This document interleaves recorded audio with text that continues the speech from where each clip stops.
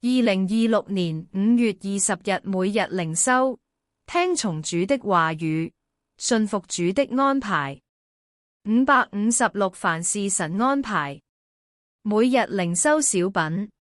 經文：我們曉得萬事都互相效力，叫愛神的人得益處，就是按他旨意被召的人。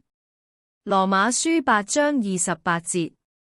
小故事：從前有個富商，他有2個兒子，他比較喜歡長子，一心想在死後把所有的遺產都留給他。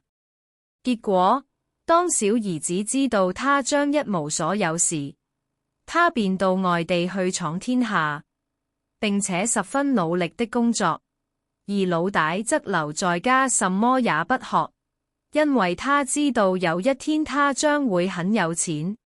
然而，當他們的父親死了以後，大兒子什麼也不會做，於是便把遺產都花光了。可是在這同時，小兒子卻已知道如何經商賺錢，而成了富翁。默想：所以是福是禍，豈能現在就斷定呢？神所加給我們的一切遭遇，都存着感恩的心領受吧。現在看來或者是辛苦的一條路，有一天都要為此歡呼喜樂。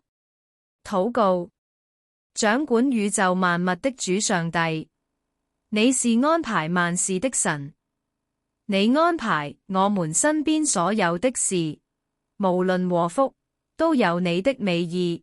求主加添我們信心，虛心信服你，無論發生什麼事，相信你要使萬事都互相效力，讓我們得到益處，成為我們的祝福。